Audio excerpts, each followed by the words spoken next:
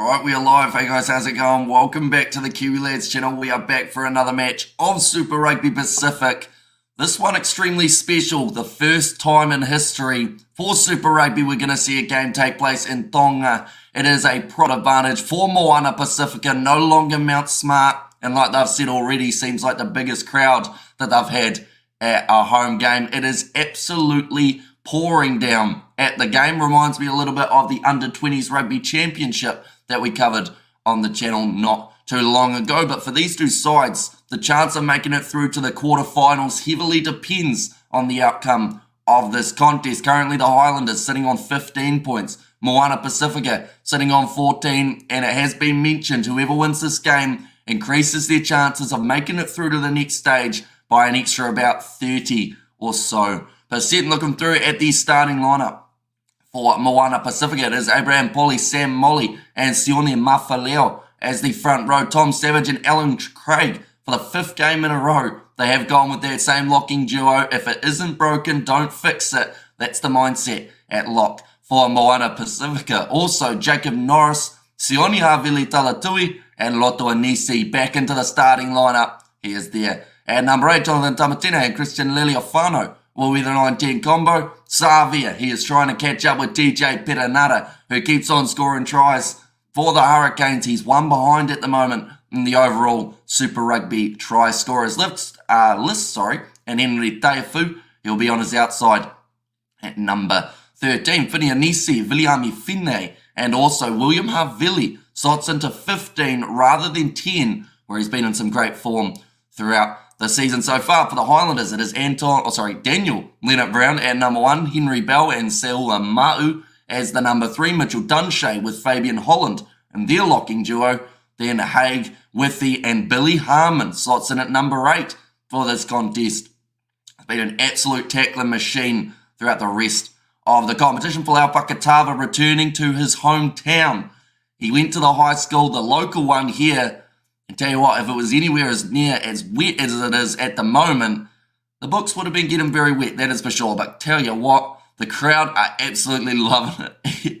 Even though there is a lot of rain around, they are still singing, they have still got the instruments out, and it has been an absolutely awesome atmosphere before this match got underway. But Craig Miller will slot in as the number 10, Cameron Miller. Then in the midfield, Tahiwi and Talia with Garden Bishop, Tavatava Nawai and Ratamaita Buki Nepkins. They still have the record for the longest 3 names in the back 3 in the Super Rugby Pacific competition. But I hope you guys are all doing well. I hope this will be a great battle for both teams as we get closer to the end of the Super Rugby competition. It certainly will. Of course, for the Highlanders, they have got that little bit of an advantage, just 1 point more, but it's kicked off by the by Moana Pasifika.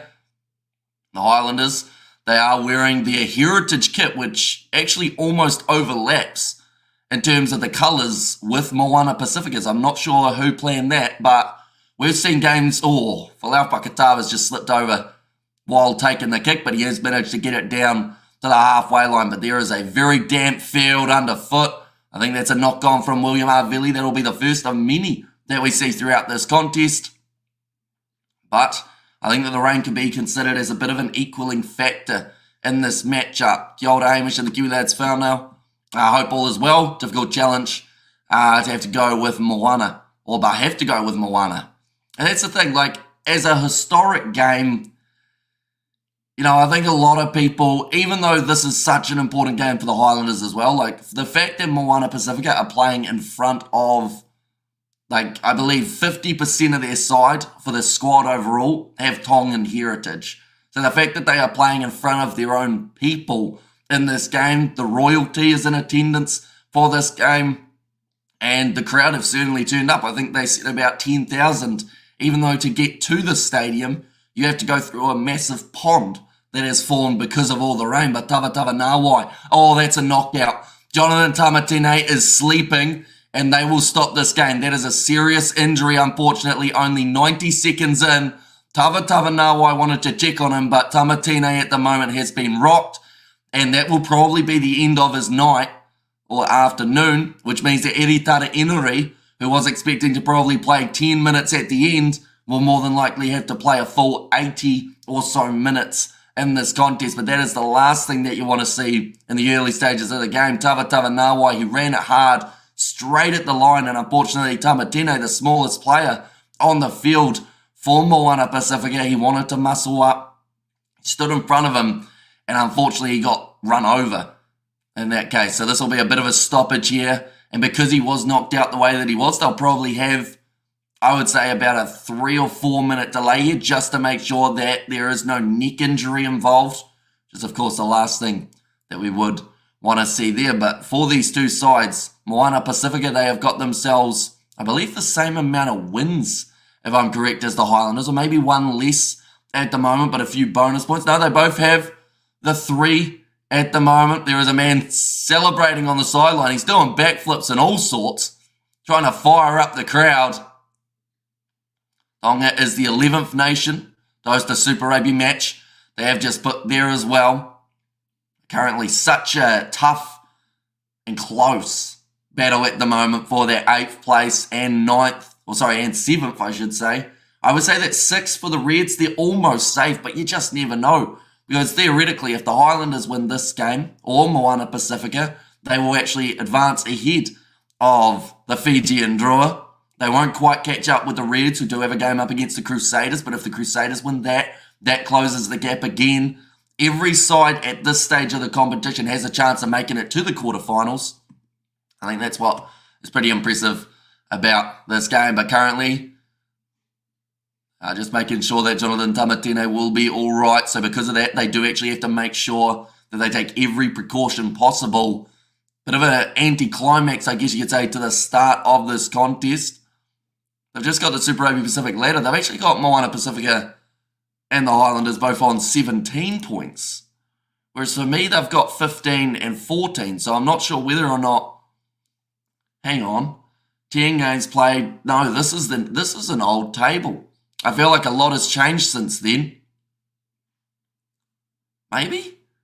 No, I think that's correct. Other than the points, I guess, is a little bit off at the moment for that one. But currently there are plenty of people singing and loving the atmosphere.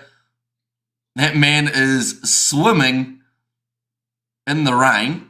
But Jonathan Tamatene, he is back on his feet, which is a massive, massive relief for Moana Pasifika, because when he went down, he did not look too flash at all, but he's able to walk. He'll be going for his HIA, or I think he'll be going straight to the sheds. I don't think they'll try and bring him back out in this contest, but it is now going to be the scrum feed for the Highlanders.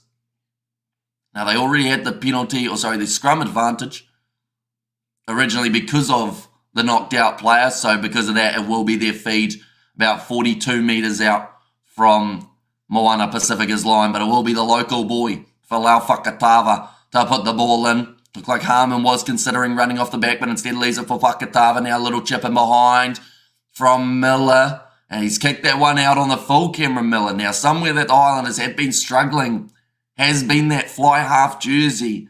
At the start of the season, it seemed like Reece Patchell was going to be the man to be able to really step it up. It looks like Moana Pasifika they wanted to take it quickly, I believe.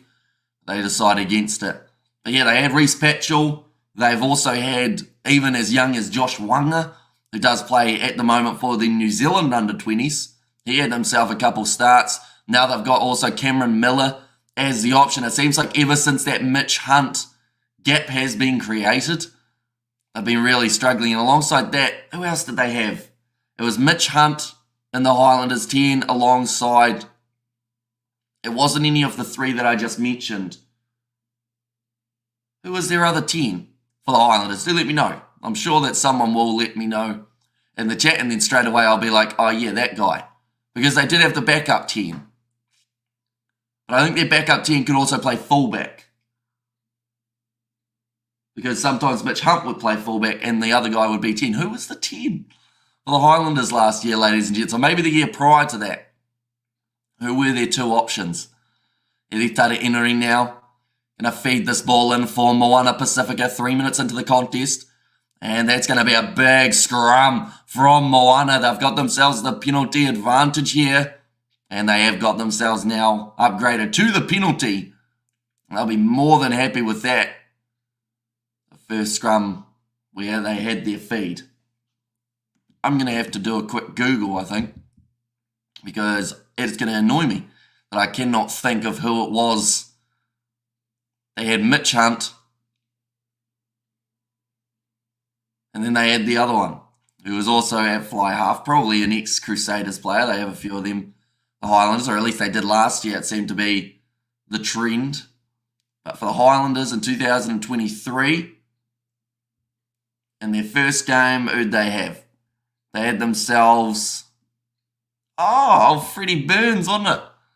No wonder I couldn't remember them. They seem to bring them in and out for the fly halves for the Highlanders, don't they? So yeah, Mitch Hunt and Freddie Burns, the two options. Then also, I think we saw a little tiny bit of Marty Banks in there as well at one point. That's going to be nicely taken by Moana Pasifika. Big attack and run here from Finianisi, who gets within the 5 metres. Of course, with the slip and slide of the field, means you make your way a little bit closer to the line. Here comes Sam Morley, just short of the try line. But a brilliant opportunity for Moana Pasifika to take the lead there over the line, and they've scored it. The first try in front of a home crowd. Just award it, Ben. And he has.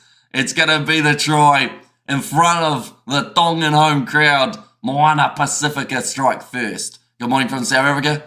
Just past 4 in the morning. Can't sleep. Hope the Highlanders can do it.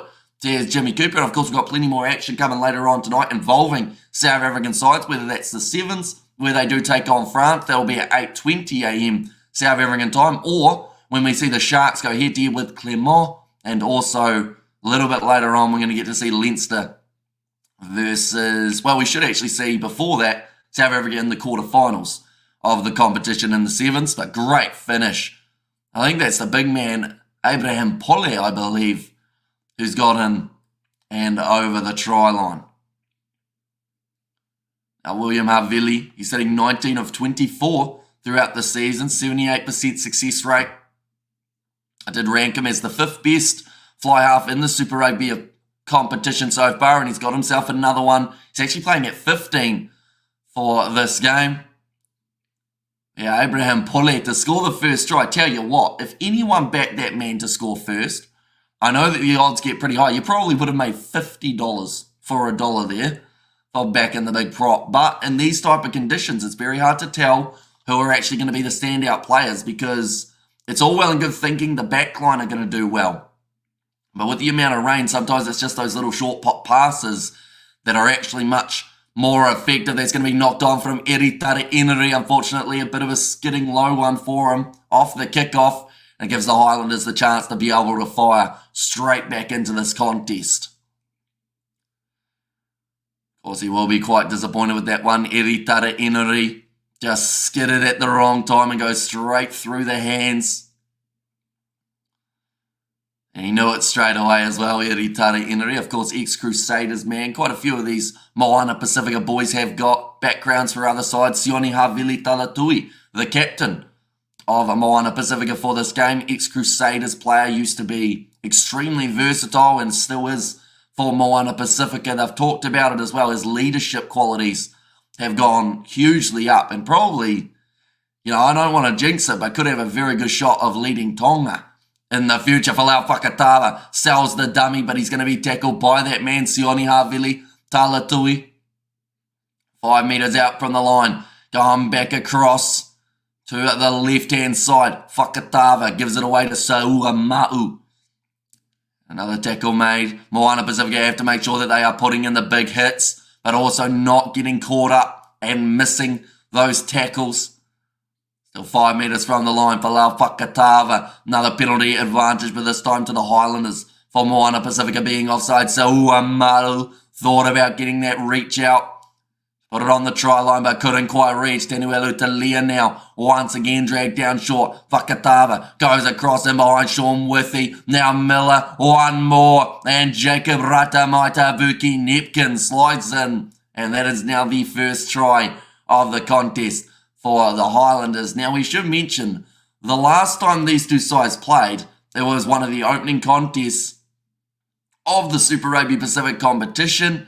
And they had an absolutely awesome back and forth contest between those two sides. So I feel like this one's going to be no different. Both sides have a lot to gain from this. Like I said, whoever wins probably increases their chances of making it to the quarterfinals by statistically around 30%. And at this stage of the comp, when you get in near the end, you got to make sure you're taking your chances. But a good finish from Jacob Ratamaitavuki Nepkins. The Highlanders, they are on the board now. It's not going to be the easiest kick, of course. We've already seen players slipping and sliding around. So I don't think this one for Cameron Miller will be any different. Oh, he's actually only 1 from 2 for this season. Hasn't had too many chances. Going to be trying his best to line this one up. And he's just wide. Out to the right. Decent connection, though. Isn't able to get it over, so the score does remain at 7 points to 5 after the first 10 minutes. Good quick hands from Connor Garden Bishop there to be able to pass it on the outside to Jacob Ratamaitavuki Nepkins. In these type of conditions, you don't really expect to see too many tries, but we've already seen one apiece for these two sides after the first 10 minutes. Tavatava Nawai takes it close to the touchline, tackled by Lotu Anisi. In fact, that time it was Fine Anisi who was able to make the tackle. Now firing this one back infield, going to Mitchell Dunshay. It's going to be rolled back again here for Falau Fakatava, who's been told to use it. Trying to charge down that one was Tom Savage. Nicely taken Christian Liliofano. Across to Julian Savia, the bus. Wants to get back into first place. That is another penalty. 7 green escort. That's going to be against... Wait, since when is Moana Pasifika wearing green? Either Ben O'Keefe maybe is colourblind and we didn't realise it, or he's just picked a random colour and said that's yours, Moana Pasifika, for this contest. There is a real kit clash in this one, but what I find silly about it is the fact that Moana Pasifika had to wear their away kit when their home kit actually would have been much better when it comes to the overlap. Now, I think it's both teams, maybe they're both heritage kits, which is why they've both got them on for this game, but there's a real problem in terms of the kit overlap and the colours of the two. Both sides actually wearing the same coloured shorts as well. Luckily, the Highlanders, they've got that big strip of yellow on the back to help us tell them apart. Henry Bell trying to get this rolling ball going forward. Wasn't really making any ground, but now Cam Miller tries a little grubber in behind. That's something I don't really like, although that's going to work out. By the looks of it, Moana Pasifika only 2 metres out from their line. Now looking for the box kick will be Eritara Emery. But something that I don't like that the Highlanders do often is the new fly half who comes in after the last fly half has been struggling as the Rangers gets that little bit heavier. They always make them go for little kicks in behind and they make them do like things that I believe hinder them a little bit. They've just got to get it through their hands. We saw it for that first try, just passing the ball out the back line. It's slippery enough out there that like mistakes can happen and then you can capitalise on it. Nicely taken by Fabian Holland. Sliding onto that one was Jake Tahiwi. You're covering Chiefs tonight. Sadly, we won't be able to cover the Chiefs game only because of all the overlaps. But I do believe the Chiefs are going to win that game up against the Western Force extremely comfortably. Like probably by 35 points if the Chiefs play well, which is why, like, yes, I'm annoyed that I can't cover it. But at the same time, I'm like, yeah, if it's going to be that one-sided, then... like, it's one of those ones that I think the Chiefs have got it in the bag anyway, but we'll be back to covering them next week for the Chiefs. And also a lot more Super Rugby games as well, seeing as this weekend we're only going to be able to cover maybe 2 or 3, which is still, like, more than most do. But, like, yeah, we'll be back to covering a few more next week once the Sevens isn't also taking place. Because next week, the Chiefs, they have got their game up against Moana Pasifika. We also get to see Blues versus Hurricanes and Highlanders versus Crusaders, a couple derbies going to be taking place. Should be a pretty awesome weekend of rugby overall. 13 minutes in at the moment between these two sides, and we have got ourselves another scrum for a knock-on. Tana Umanga looking focused here. Talked about the environment that just a welcoming environment this side has experienced when coming home for this contest. Talked about trying to have the players keep their emotions in check, but also just enjoying the experience of being able to play a game. Hopefully it's the first of many that we do get to see in Tonga. Of course, it is absolutely bucketing down at the moment, but at the same time, these guys will be absolutely loving it. Like I mentioned, or like it was actually mentioned before the game, in Dunedin, throughout the week it was around 8 degrees. As soon as they stepped onto the field here, even though it is raining, it's about 25 degrees Celsius. If that rain stops, it starts to get a bit more sticky, a bit more humid. But, yeah, different conditions and different opportunity for the Highlanders to really test themselves in this game. That is a massive boot from Willie Arvili. Has managed to put it into touch about 22 metres out from the line. We got Hamish in the chat with the waving from Robert. Welcome in, mate. You are keeping well. Highlanders at the moment 74% possession and 87% territory for the start of this contest. But we are currently 15 minutes in, ladies and gents. About to be thrown in. They've gone to the front. Little bit of a set play there, it looked like, from Moana Pasifika. Either that or it's just misthrown from Sam Molly. Sitting about 25 metres out from the Highlanders line. They've still got themselves a 2-point lead, and there is going to be another penalty advantage in favour of the home side. Eritara Enori looking for that next pass. I think that's going to be knocked down by Billy Harmon. They will go back for the original penalty in favour of Moana Pasifika. The other games, like I said, we have got 6 next week. The other games that are taking place, Reds versus Rebels, that is on Friday night. Then also Waratahs versus Brumbies and Fijian Draw versus the Western Force as another game that is taking place. Looks like William Harvili will kick this one for the corner. Are you covering Crusaders tonight, says Mana Black. Originally I was going to be, because I had someone organised, because pretty much the 7 starts at around, I think it's 5:30, right? So originally I had someone planned to do the last kind of 30 minutes or so for me while I went over to the 7s.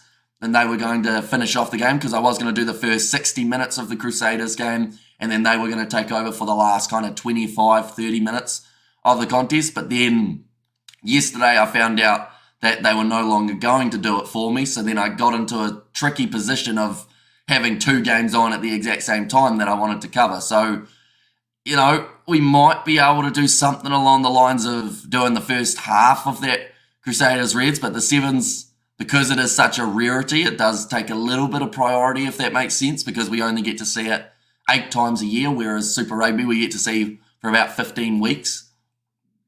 But, yeah, it does make it a little bit difficult trying to organise a replacement last minute. Currently 17 minutes in. Another penalty goes the way of the Highlanders there, when they are only 10 metres out from their line.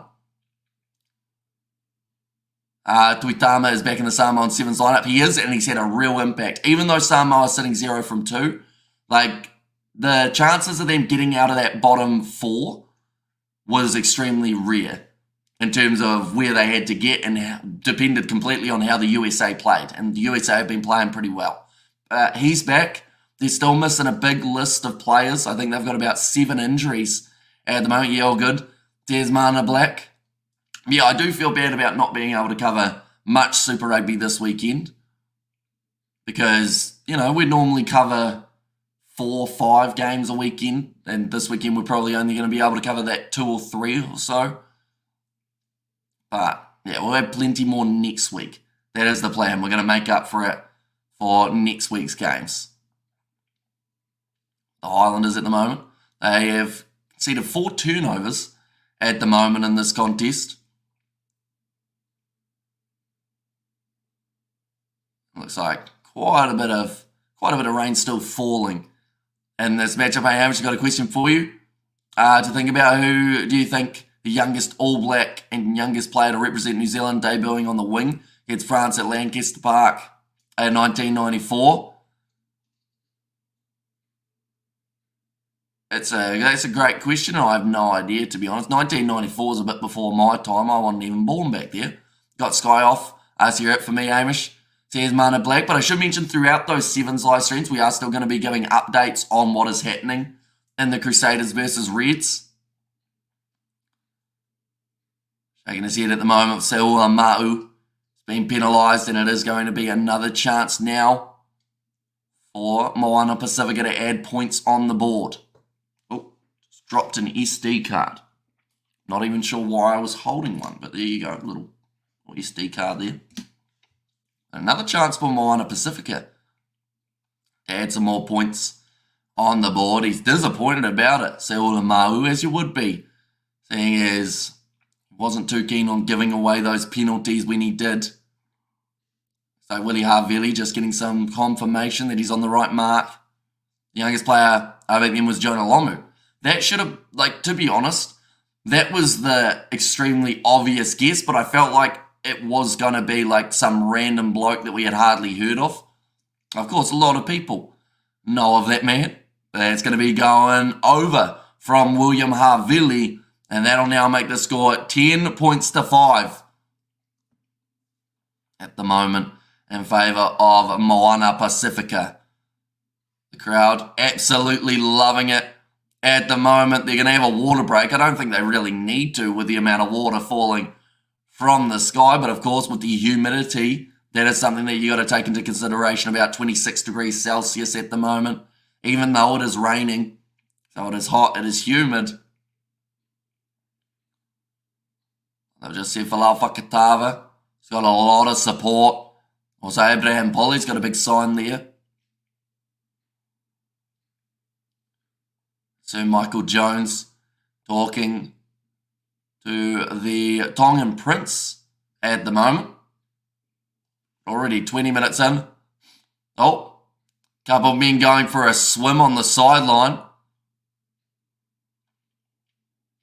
I think it broke his flag as well, unfortunately, when he ducked under the water. But yeah, the crowd have been absolutely loving this game. Even though it has been pouring down this whole contest, they are still in numbers. I think they were expecting around 10,000 in attendance. Like Tana Umanga said, it's probably the best Moana Pasifika home crowd that they will have this season. Yeah, extremely wet at the moment. Fair play to the referees as well, I should mention. Of course, the players are out there playing in these conditions, but also alongside that, you have got the referees out there having to deal with communication issues with their microphones. Seems like they're doing it quite well at the moment. Currently 20 minutes through in this contest. Cam Miller to kick it off low and hard, trying to cause a knock-on. Ball was loose, and Willie Havili has managed to hoof it downfield. Fantastic kick from him. Just a little bit unlucky that it didn't find the sideline. Jacob Ratamaitavuki Neckins, the try scorer for the Highlanders. All drop ball from Christian Leleofano. It has gone backwards now. Willie Havili again gives that one an almighty hoof downfield. And it is going to be a good exit from inside of their 22. But even though this is played in rainy conditions, I believe we will see quite a high-scoring game between these two sides. Now Henry Bell to throw that one in. Going to be the penalty awarded in favour of the Highlanders. That is for playing the arm, I believe, is what they have been penalised there, Moana Pasifika. Still 19 minutes remaining in this first half and 2 hours till the kickoff of Crusaders versus Reds. I'm slightly tempted now to still do the start of that game. The first maybe 15 minutes or so and then transfer over to the sevens. I feel like it would be doable, to be honest. So maybe we'll consider doing it that way. And I guess I should ask the question, if we were to do the start of Crusaders Reds, would that be a game that you guys are keen on watching? Do let me know. Now going off the back around 4 now. Jack Tahiwi. Little pop pass up again here for the Highlanders. Back shot. Coming in, getting driven backwards. And that one. And Mitchell Dunshay has another carry there. Only 5 points down at the moment for the Highlanders and plenty of time left on the clock. Both of these sides, of course, would want to walk away with 5 points if available in this contest. And even if you lose this game, you have to make sure you get at least 1 point from the game, just to keep your hopes of the playoffs alive. Oh, a little bit of push and shove there between Pole and Mitchell Dunshea. Off to the side, a lot of slipping and sliding happening at the moment. Thanks for the update, brother, says Yasuna Rose it all. Now going out wide, Jakarata Motavuki Nipkins, flat ball, Connor Garden Bishop does score it for the Highlanders. And we will be back to 10 points to 10 now between these two sides. I think Connor Garden Bishop, I just heard him say dive, so I think he was enjoying slipping and sliding over the try line. Believe it or not, it's the first of his season for Connor Garden Bishop. Those men once again are diving into the equivalent of a pool on the sideline, but it's just a massive puddle. The Jakarata Motavuki Nepkins got it away to Garden Bishop, just straight through a gap. Yeah, I watched the Crusaders, says Daniel Cox. Yeah, I think at half-time perhaps we could try and schedule it and get it organised so that we can do the start of that game. Like, of course, I'd love to be able to do the full match, but with the sevens overlapping, it does make it very difficult. The other game that I still have to schedule as well is actually New Zealand versus Australia, because they are going to be playing off at 7:10 p.m. or somewhere around there. And that is the reason for not being able to do the Chiefs Force game, alongside the fact that I have to schedule the upcoming sevens fixtures as well. But we've still probably got another 8 hours or so of streaming today, ladies and gents. So if you are new, be sure to hit that subscribe button. 24 minutes gone. And chance for Cam Miller. Tell you what, he's got that one very nicely. And that will go over. So the score now sits 12 points to 10 in favour of the Highlanders. You got a lot on your table, says Robert. I do. But that's always an exciting, I guess, process for the weekends. I should mention I'm also actually sick at the moment, which is not ideal. My throat is not great. But hopefully it lasts throughout all the live streams. Nice bit of control there from Jakarata Motavuki Nepkins. Kicks that back down the middle of the field for Christian Liliofano. Looking for a little bit of territory, but Talatala Nawa is back there, gives it across to Cam Miller. And he's not happy with that exit. About 30 metres out or so from the line. It's going to give Moana Pasifika another great attacking opportunity here. Just the 15 minutes remaining in the first half. It is anyone's contest from what we have seen throughout the early stages of this match. Julian Savia in the midfield, the bus. He's one behind at the moment by TJ Perenara in terms of the overall standings for all-time Super Rugby try scorers. Falau Fakatava, though, this ball has been stolen by the Highlanders at line-out time. They are now back in possession, the away side. Although it feels weird to say the away side when Falau Fakatava was born and raised, or at least went to school in this region of Tonga. Massive shot coming in on William Havili, but got the offload away to Fine. Puts the ball on the outside to his brother. There's going to be Lotto and Nisi, and that's going to be a knock-on from... Wait, how's that play on? Was that not the clearest knock-on you ever see? Right, for Moana Pasifika, I know that this sounds weird to say, but they need to take 2 or so more phases before they score this try. Because if they do so, they cannot use the TMO to go back and check the decision. William Havili reaches out and he scores it. Jacob Ratamaitavuki Nepkins wants it checked. I believe Eritara Inari, there was a clear knock-on, I thought. I could be completely wrong, ladies and gents. But either way, it's going to be the try for Moana Pasifika. And like I said, normally the rule is 3 phases is where the TMO is not allowed to go back and check a knock-on. We're going to see it here, though. It's a great offload from Willie Havili. A nice bit of work from Finia Nisi to be able to get the ball away to Lotu, his brother. It's kicked downfield here. Yeah, that's a knock-on from Eritara Inari. I think even Eritara Inari thought that it was going to be a knock-on against him. And I picked the Highlanders in my picks. Said Daniel Cox, but great finish from William Havili. and Moana Pasifika. They will be on the try sheet yet again before the end of the first half. And we've still got, like I said, we've still got 13 minutes left of this half. William Havili now to line up this kick. And it has gone over. So that will make the score now 17 points to 12 in favour. Oh, we're just seeing it here. Yeah, that's a knock on from Eritare Eneri. The rest of their play on. And like I mentioned, they had to use it to their advantage, their Moana Pasifika, and make sure that they took a couple more phases before scoring. Now, I don't think they did that on purpose, but it's a big chance for Moana to have a good lead here before halftime. William Havili controls it inside of his 22 and does kick it downfield. Try should be disallowed. No, but they can't. You see, like, if it's more than a couple phases, you can't actually go back and check it with the TMO. We saw that in the Rugby World Cup. I think it was the final, wasn't it? Between New Zealand and South Africa. They went back more phases than it was actually allowed to rule out a try because of a knock-on. And since then, they've been really strict on that rule because they know that they did the wrong decision there, if that makes sense. That was kind of the game that the referee's like, oh, we better not do that again. And did the Moana guy knock it on? He did. Eritare Eneri knocked it into his foot, and then it went forward.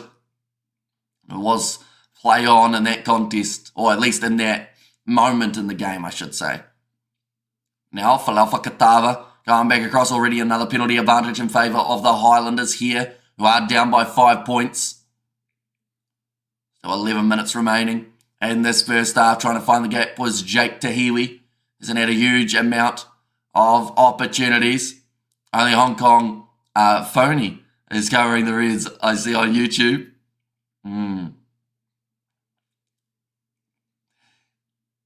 He may or may not have been the one who was going to do the last 30 minutes, I should say. Me and Tim, of course, we've been doing quite a bit of stuff on the podcast.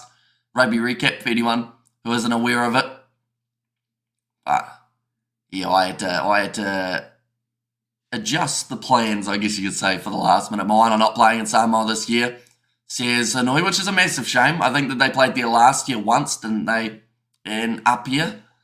But yeah, hopefully we get to see more Pacific Island games in the future for Moana Pasifika, because at the end of the day, like, their home field at Mount Smart Stadium doesn't really feel like a home ground yet, if that makes sense. Now stolen at line-out time again, but there was a knock-on from Mitchell Dunshay, I believe it was.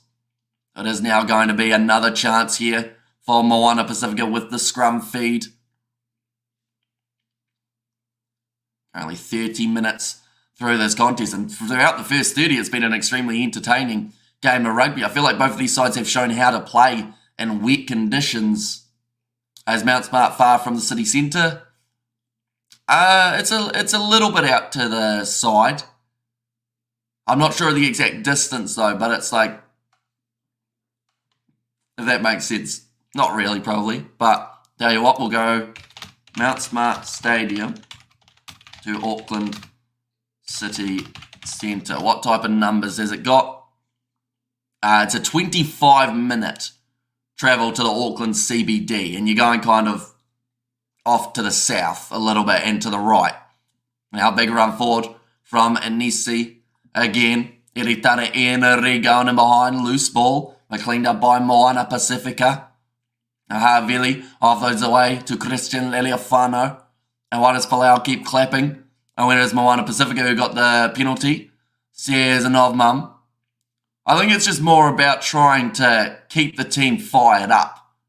And, you know, like kind of saying, oh, that one was almost ours type thing. Like, you got to try and keep morale high. Definitely when you're playing a side in their home turf. Like, this is Falau Fakatava's home turf as well, though. Born and went to school in this area. Now running the ball forward for Moana Pasifika. But yeah, the last thing you want after giving away a penalty is to drop your heads and go, oh, never mind. And lose that, I guess, confidence, but also a little bit of momentum. One moment, I'm about to sneeze.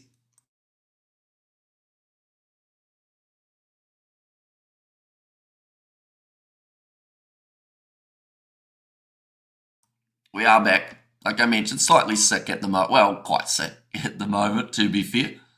But the voice is kind of holding up, which is better than I thought that it would be.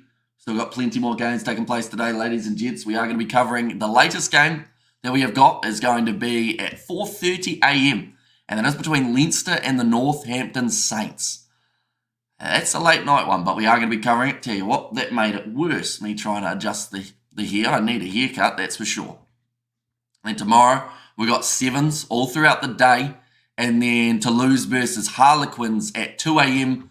tomorrow morning. Or like 2 a.m. the next morning, I should say, Monday morning. In the hands of the Highlanders at the moment, though. And down the wing, Connor Garden-Basher fends off Julian Savia. Manages to keep the ball in the field of play, but Eritare Enri, little knock on, this time called by Ben O'Keefe. Oh no. There's a flag up on the far side for the ball actually being out. Some great attacking down the wide channels. They actually talked about it before the game as well. They said about the fact that the Highlanders want to attack down the wide channels, but that's somewhere where is probably the strength of Moana Pasifika in terms of the way that they're able to shift that ball.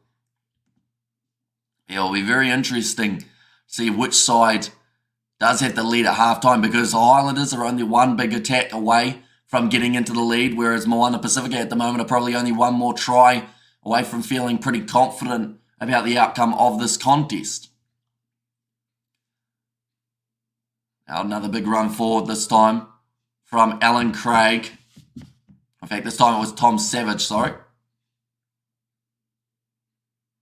Now, Eritare Enri putting that ball high, 19-17.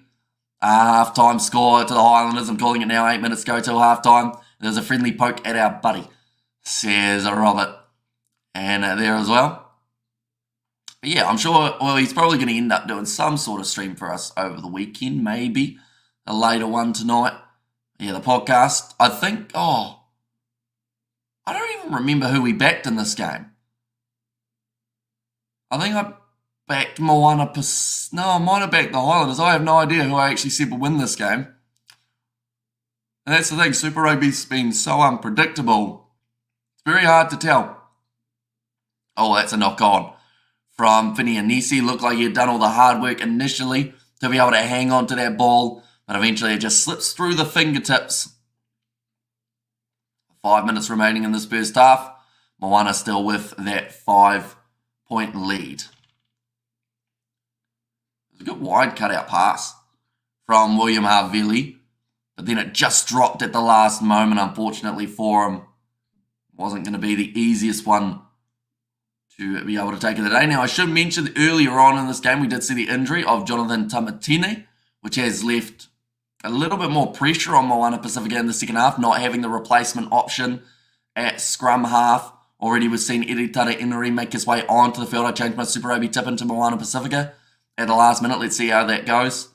Says Novmum. Was that from watching like before the game with the crowd firing up and everything like that, Novmum, or was it just a last minute gut feeling? Yeah, funny thing, the Satyrs could be one win from the 8 after today versus the Reds, says Annoy.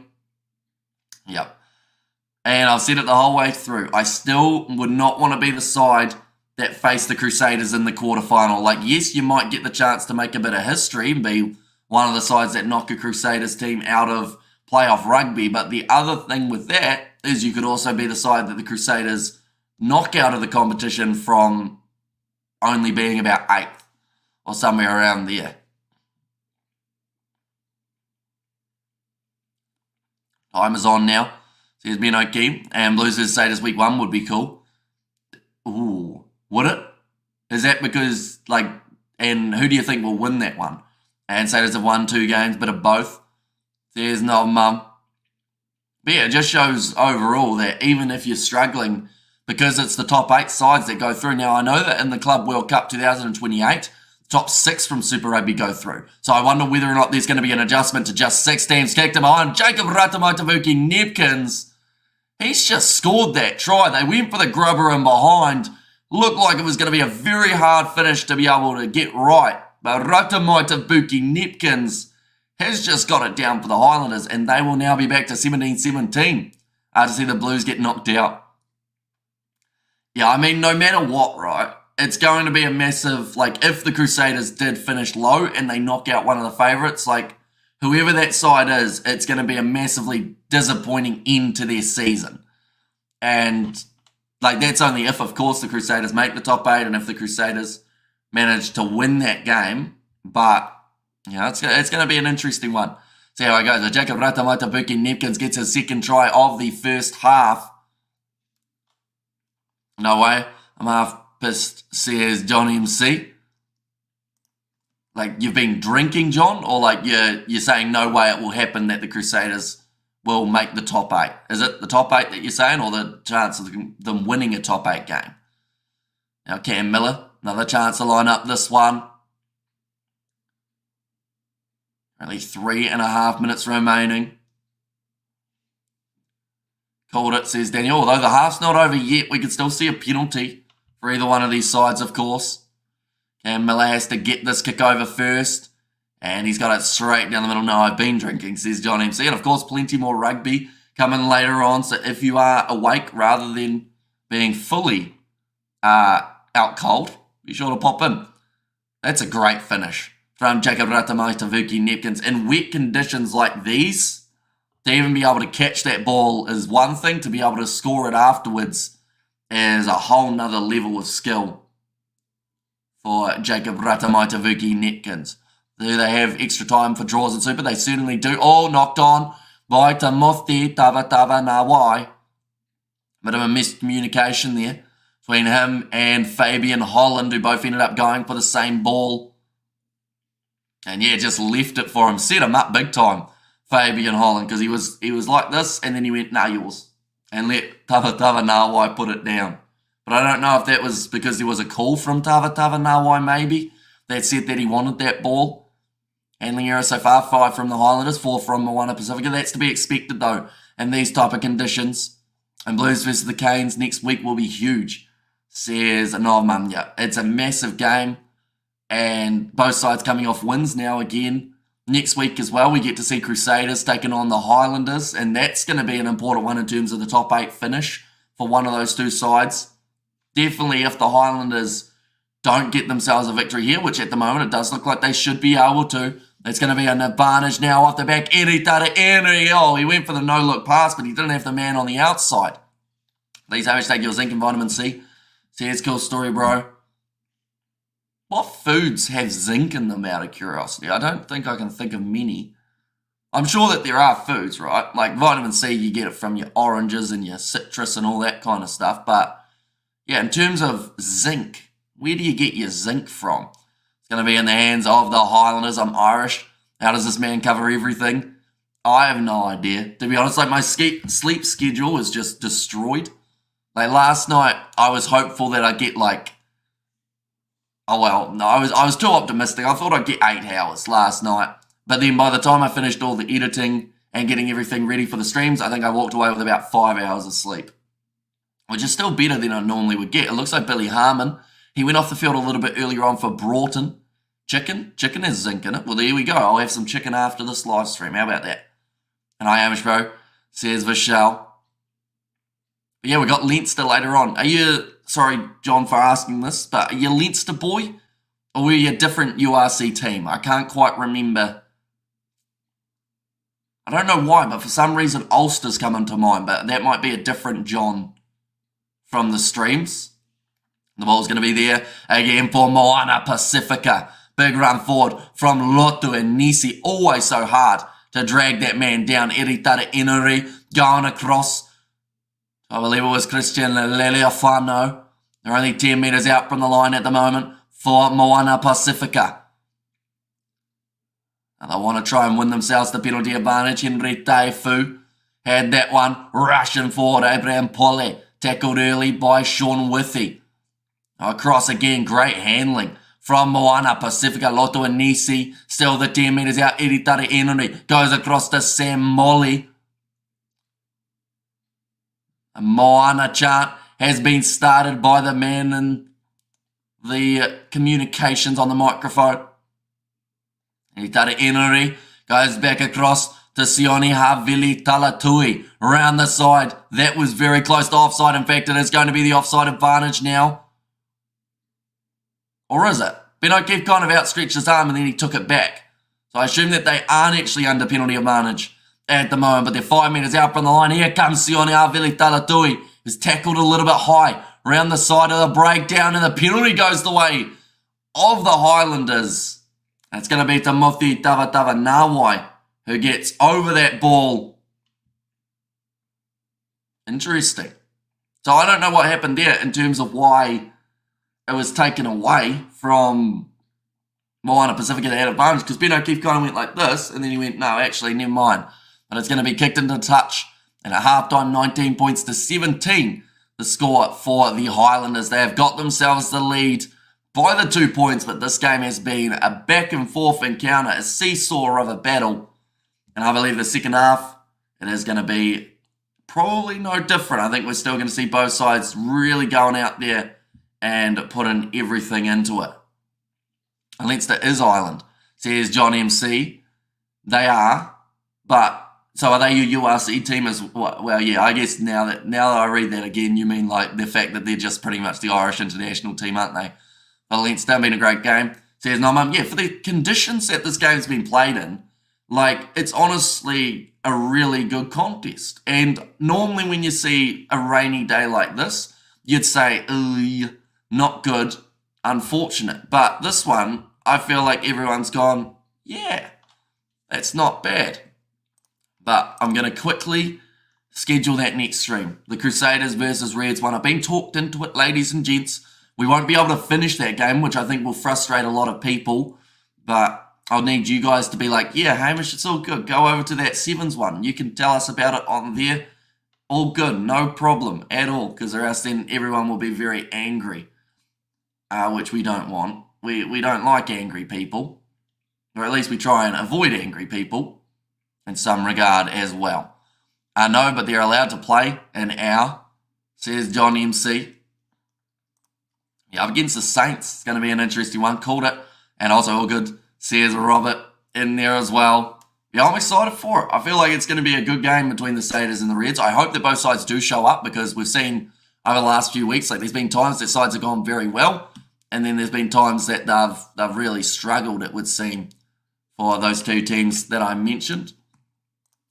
And how good has Tamuthi Tavatava Nawai been in defence over the ball? He's one of the best in terms of wingers in the competition for just getting on that ball and not giving it back to the opposition. Like he's got a really good skill of just anchoring, and I feel like he'd be great at sevens.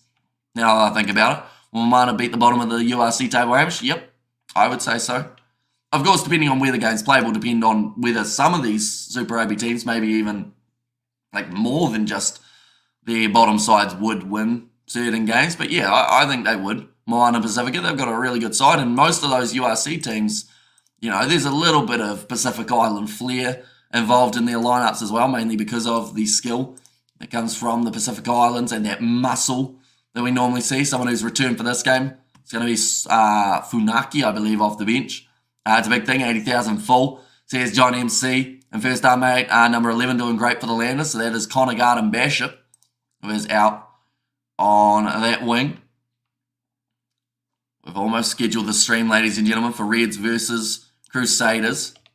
And it's probably quite handy because normally there is a relatively long halftime break, so we're going to be able to use it to our advantage and, yeah, pretty much just set up everything for those next few streams. Anyone who's new to the channel, be sure to leave a like and subscribe. It is greatly appreciated. You will be in here for these matches. Of course, we've got plenty more coming in the near future. I also realised I forgot to schedule the New Zealand versus Australia Sevens matchup, so we will schedule that as well while we are at half-time. We'll be back for the second half, Hamish. So yeah, we'll be in about 10 minutes' time, ladies and gentlemen, that the second half of this contest does get underway.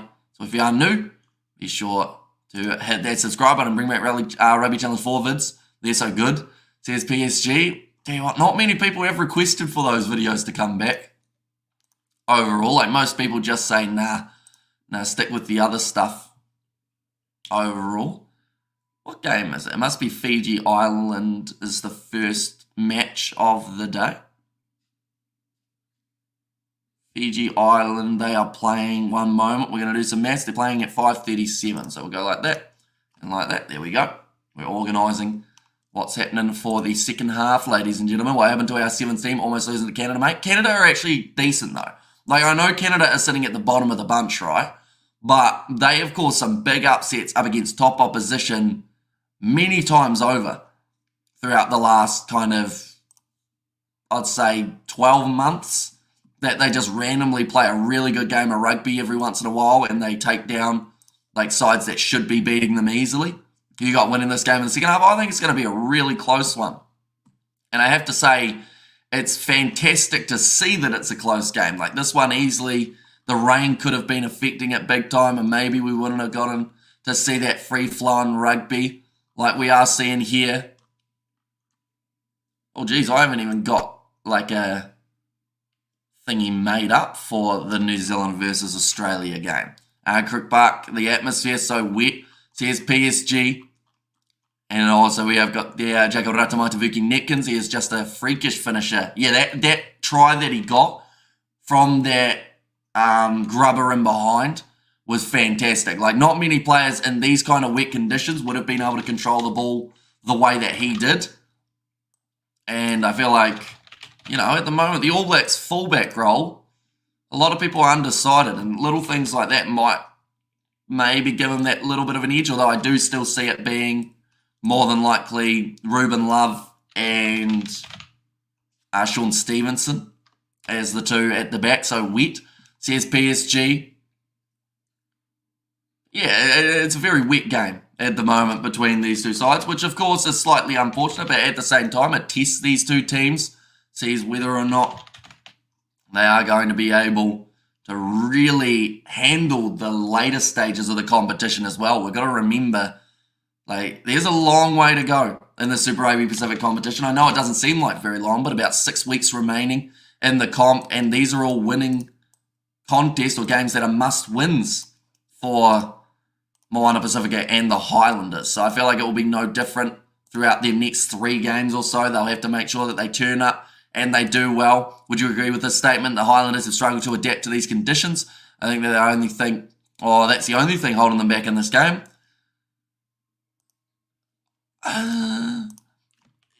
Honestly, I would say no. I don't think they've really struggled to adapt in this game. I think that they've just had a couple errors along the way, and you could say that is down to the wet. But at the same time, I still think that they've been,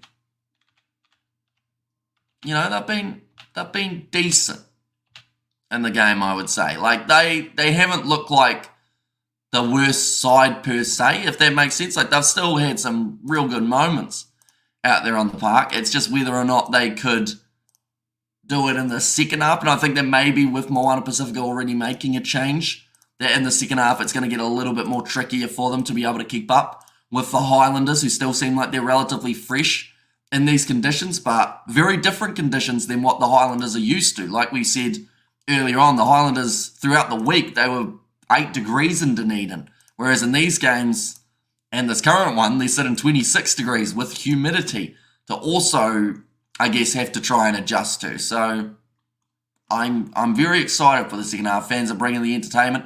It's reminiscent of the Fiji and Drua game in Fiji. It certainly is. Like, the crowd have turned up in numbers to support their side, which is absolutely fantastic, because you always worry that when they finally do a game in certain conditions, like in Tonga, like in Samoa, and then the weather's not looking the best, you wonder whether or not people will show up. But then you remember that it's a game taking place in the Pacific Islands, and like, they are always going to show up for their side if it's a home game. Like, it's 10,000 in attendance at the moment.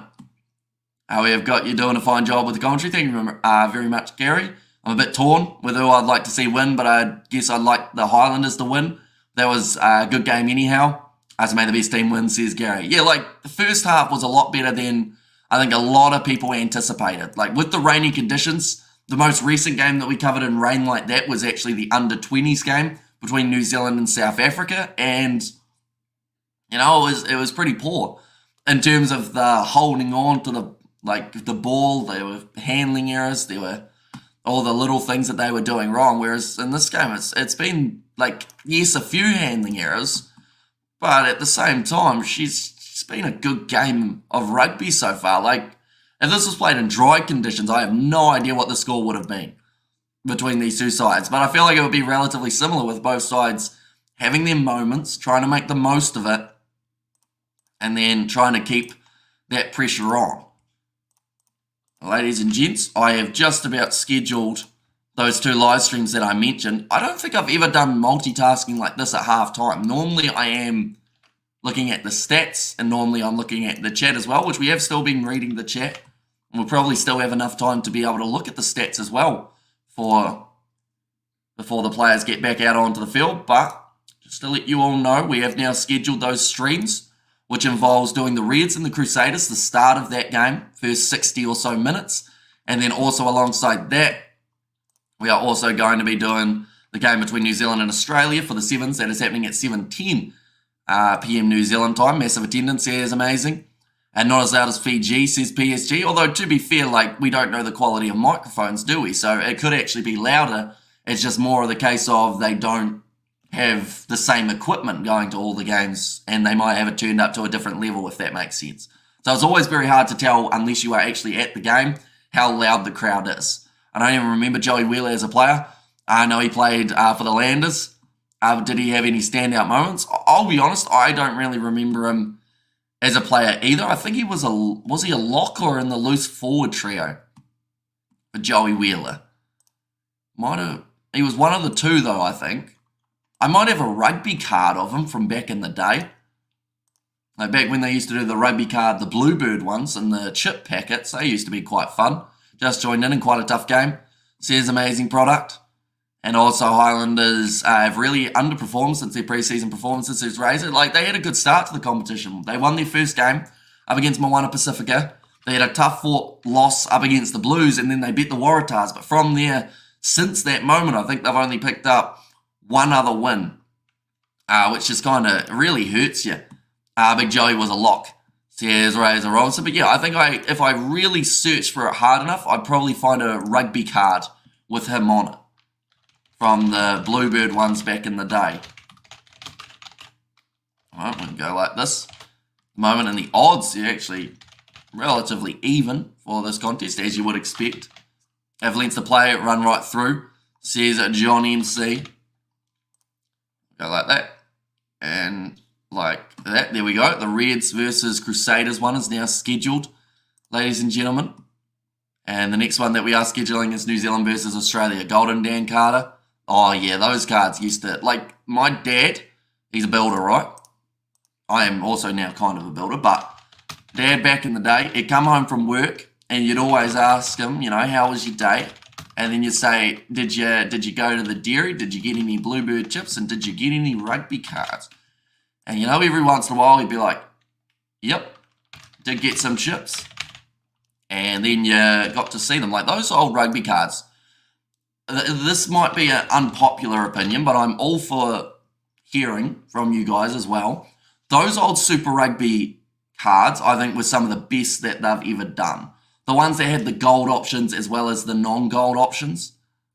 And see, mate, getting ready to watch the second half, says PSG. You might agree, Razor Robinson. Hopefully you agree anyway. But, like, for me, since then, there haven't been any cards that have even come close. Like, I've got some of the Weet-Bix cards at the moment here, like next to me for some reason. I don't know why, I've just got a little pile, but like these ones, right, the Weet-Bix cards, they're cool and all, right? Stat attack, they've got the stats so you can play as like card games, but like they just don't do it for me, you know? Maybe if you got the golden one, they've got like the legend ones of like Sean Fitzpatrick and whatnot as well, but like those old Weet-Bix cards, they were just so good. We're gonna, oh sorry, the old Bluebird card, Bluebird Super Rugby cards. We're going to show one on the screen, ladies and gents. That will show more than one. Go like that. We'll go like that. And do those cards hold real, where is it? Real world value? Is there a market for those real ones? Not really anymore, I don't think, unfortunately. But it's just one of those ones that, I guess, because it's only like a one-off thing, if that makes sense. Like, you'd think that they'd be somewhat valuable. But for anyone who hasn't seen them, this is what they used to look like. They were a lot clearer than that, of course, because this is just an image. But you can see there that the Richie McCaw one here, like that was a gold edition card. So you ended up getting like regular cards like Jason Eden, Soa Kai, and also John Arthur. But then every once in a while, you get a gold edition card. And whether that was a Richie McCaw or whether that was a Dan Carter, I think all of the cards did have the chance of getting a gold card. But they used to be awesome. Fitzpatrick in there as well. Just looking through.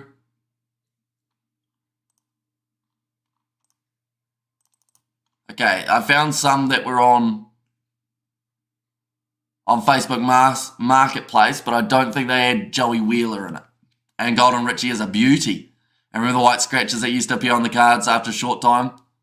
Yeah, that was always sad, wasn't it, when you started having the scratches on the cards, like baseball collectible cards in the US or Pokemon cards? A little bit, yeah. Now, second half has kicked off, ladies and gentlemen. We are back underway. That was a long but quick halftime break. I actually liked that quite a bit in terms of compared to normally what we do is we look through the stats, which we probably still should have, but we also normally have about 5 minutes where we're trying to fill in time. But that halftime just absolutely flew by. I think I'm in a talkative mood today, so that might have been why. But it's going to be a little mistake there from the Highlanders early. Gives Moana Pasifika a scrum feed about 43 metres out from the Landers line. Naria Famai now onto the field.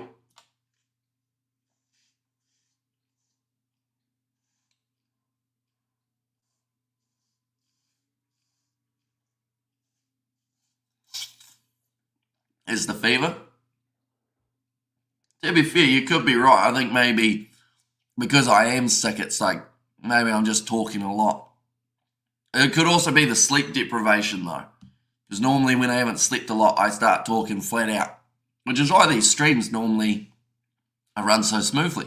So I never quite run out of things to say. Now off to the right-hand side, chance by Julian Savia now. Eritara Inori going back across here. That's going to be another knock on this time. It's come from Tom Savage. Fabian Holland fired up about that one, giving Mitchell Dunshay a high five for his troubles. I want Moana to win for the beginning of a Tonga win legacy. Well, that's the thing, right? Theoretically, if Moana Pasifika win this game, they will be the only side that have ever won a Super Rugby game in Tonga, and they'll have a 100% winning streak in Tonga as well. So that's quite a cool little stat, I guess you could say. But yeah, there's a bit of work to go till they get to that point. And there's still plenty of this match remaining. I think I'm about to sneeze again. No, we're all right. Managed to fight it off. Yeah, we are doing now Crusaders versus Reds, ladies and gents, so be sure.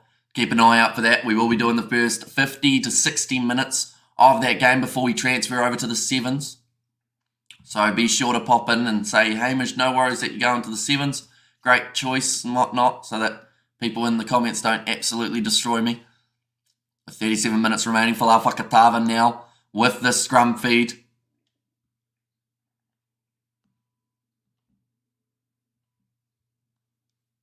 Well, they're talking about the food that the VIPs got at the game. So there's going to be another scrum feed, I believe, for the Highlanders. I want Moana to win so they can leapfrog the Highlanders and the Drua into 7th. There's DJ Shack. And yeah, they mentioned about it before this game. Whoever wins this one has about a 30% more likeliness of making it through to the quarterfinals. And both sides, I believe, had only around 20% chance if they lose this game of making it through to the quarterfinals. So it just tells you how important this game in particular is for these two sides. Yeah, we will have to wait and see exactly how they end up going. Conagard and Basham on the field. Oh, they're showing the food now. What type of food's that? That looks all right. Looks like just a little takeaway container that you get your food in while at the game. That's quite handy. Now Falau Fakatava goes back across to Cam Miller. Well, boot it downfield. Mistake at the back from the rear for Mai.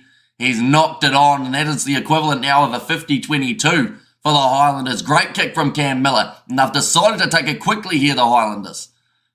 Falau Fakatava, he's offside by about 2 metres there, Loto Anisi. Ben O'Keefe, yep, they have told him that it was offside, and now a penalty advantage here for the Highlanders.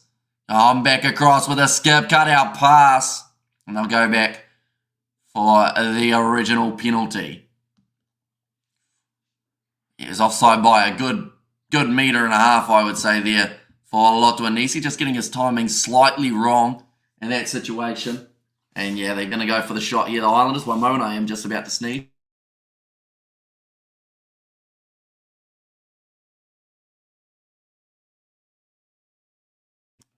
We are good. But this will give the Highlanders a 5-point lead. There was a rough pass from Conagard and Basham. It was a little bit lower off the quick throw-in than they would have probably liked. It was a bit of a risk. In the end, did help pay off, and they did make a few extra metres in the process as well, and they got the extra 3 points. So now I'm making the score 22 points to 17. I'll be more than happy with that there, the Highlanders. Crowd's still well and truly loving this atmosphere, and I believe the rain has lightened up just a little bit here for some of the second half. Of course, they do play these games in the afternoon when in the Pacific Islands due to the lighting to make sure that they get the games done nice and early before it gets too dark. Now William Havili kicks it downfield, nicely taken by Jacob Ratamaita Buki Nepkins. I do see that there is a sub, so all the Malu off the field, that is for Jermaine Ainsley. Being told to use it in 5 seconds there for Falau Fakatava. Now putting up the box kick. Waiting for this one to come down. Nicely taken by Christian Leleofano. Now William Havili. On up high. Nicely taken.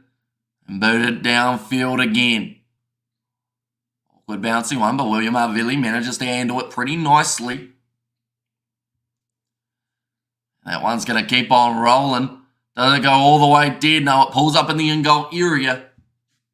Jacob Ratamaita Vuki Nepkins actually decides to boot this one downfield. Another handling error, but it has gone backwards from Loto Anisi.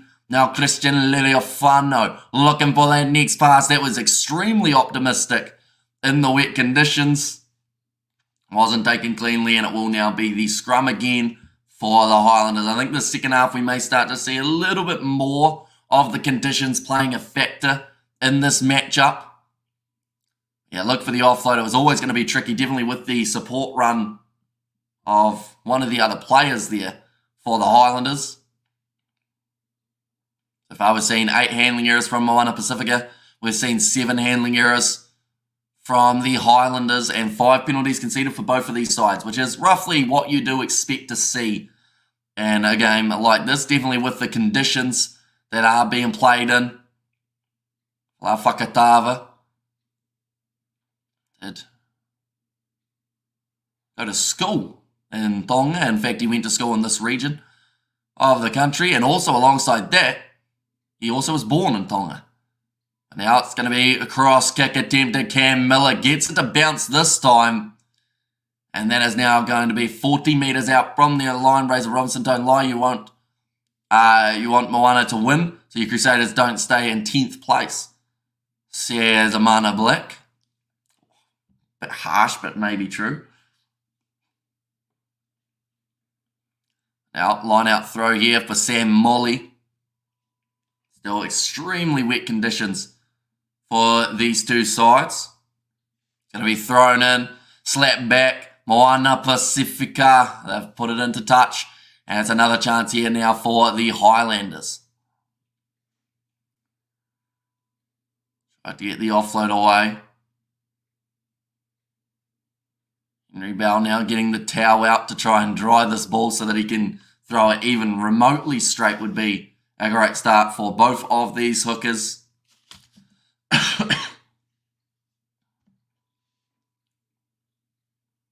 Now Tanelu to Leah.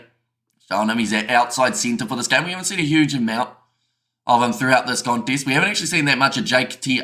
Hiwi either. Now off the back, Billy Harmon makes a little bit more around the side of the breakdown in the meters department. And the Highlanders. See there, Mitchell Dunshay and Sione Havili Talatui actually almost tackling each other. Of course, two ex-Crusaders men there. They've got space right-hand side. They've got about 7 players, Moana Pasifika, which means left-hand side, if the Highlanders do decide to shift it that way, they will have numbers, but that is the knock-on from the Highlanders. There we go. The man who I just mentioned we hadn't seen much of, Tanuelu Talia, is the one who does knock that ball on. Got his mullet out and about. Type of mullet you'd see in the NRL. In fact, I could see him playing for someone like the Canberra Raiders or the Panthers. Tanuelu Talia would fit right in with those teams. Of course, a couple players looking at going to rugby league. We've already seen Mark Nawanga-Netawasi is going to be making that switch. And also Carter Gordon rumoured to possibly be looking at a rugby league future. And go the Highlanders, says Kylie. And there as well, and yeah, currently got themselves the 5-point lead, but I don't think it will be enough just yet. I think that they will need themselves another try or two to be able to get themselves the victory here. But Moana Pasifika sitting 12 metres out from their try line. Free kick goes their way. There was a bit of an early push from the Highlanders.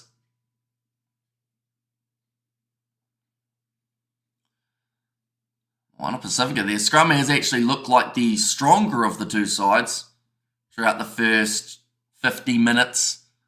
I don't have the exact stats, but I believe they've done pretty well. Who are you wanting to win, says Kylie? I think that both of these two sides are really, really betting on winning this game because they pretty much need it to have a very good chance of making it through to the quarterfinals. And the thing is, even if they win this game, both of these sides could still miss out on the top 8, and that is the concerning part, I think.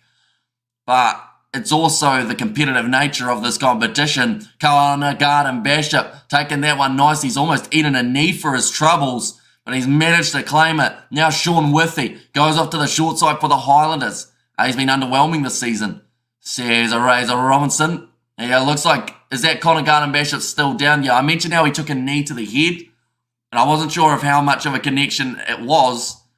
But yeah, it doesn't look too good here for Connor Garden Bishop. I believe it was either knee or shin to the head, which is why he has stayed down. We're going to see it here, a little chip in behind from Cam Miller.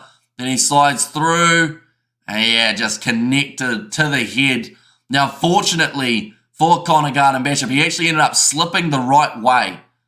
Yeah, got a shin right to the forehead, but his momentum shifted him around to then be able to put that ball back out for the Highlanders to continue playing. So, a little bit of luck in that regard, but also not lucky that he has stayed down, and I believe he will be taken off the field now. He is at least back up to his sitting base, which means that more than likely the stretcher will not be involved for him. They've just said every single game now has something on the line. Crusaders versus the Reds, Chiefs versus the Force, and then later on tonight, it will be the Brumbies versus the Fijian Drua. It's the late night game. The Highlanders are going to win it. I know it, says Kylie. It looks like Connor Garden Bishop may have also got a bit of a cut above the eyebrow there. So he'll be making his way off the field. Gives the thumbs up, saying that he is going to be all right. But I don't think he'll be continuing in this game, which means that they will have to go to their bench here for the Highlanders. And a couple more changes made for Moana Pasifika. I do see Solomoni Funaki making his way onto the field. He's a fantastic player. And he's had a little bit of a layoff. Sam Molly off the field. That is for Sama Malolo. There's another man who has now recently made his way out onto the park. The crowd at the moment very happy with what they have seen throughout the early stages of this contest. Like I've said there, Solomoni Funaki.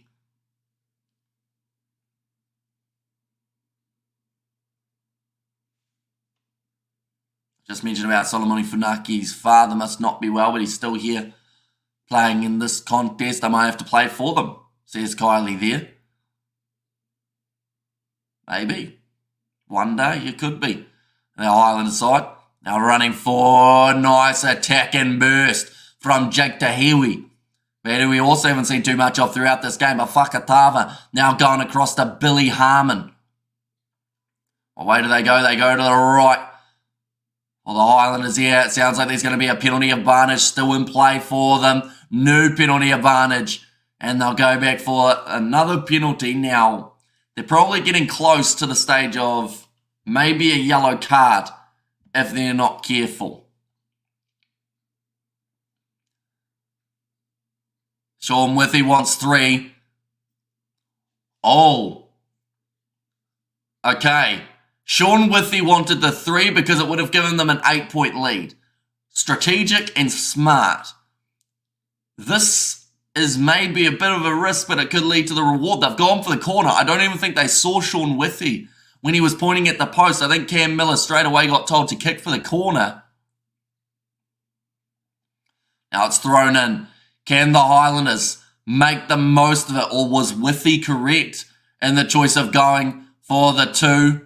For the 3 rather than the 7. Big shot coming in on Bell. They have to release it.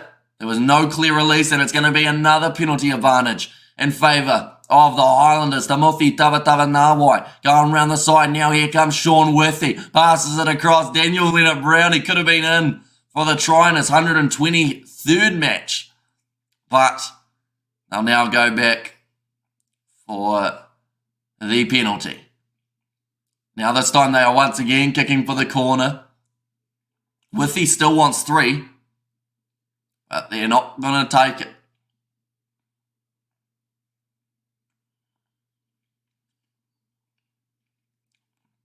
Just found that offload to Daniel Leonard-Brown. Like they've just said, his eyes lit up before he even had the ball in hand there. Daniel Leonard-Brown doesn't get too many opportunities to be able to score tries. Another rolling ball, this one a lot more strong from the Highlanders. Now it's gone down, another penalty advantage for Lau Pakatava. Look to get it out the back, knock on there from Tawafi Tavatava Nawai. Okay, 16, that is Sama Malolo, who has come in through the side. Kylie has decided to just attack their keyboard by the looks of it. Last 5 penalties conceded. We've seen 4 of which against Moana Pasifika, so the Highlanders' discipline has been a little bit stronger than Moana's in this second half. But it's kicked in a touch by Cam Miller. Almost goes into the pond next to the field, which is the running track at the moment. It has pretty much completely been flooded. Sama Malolo trying to put off Bell. He was saying, look at me at the front of the rolling ball.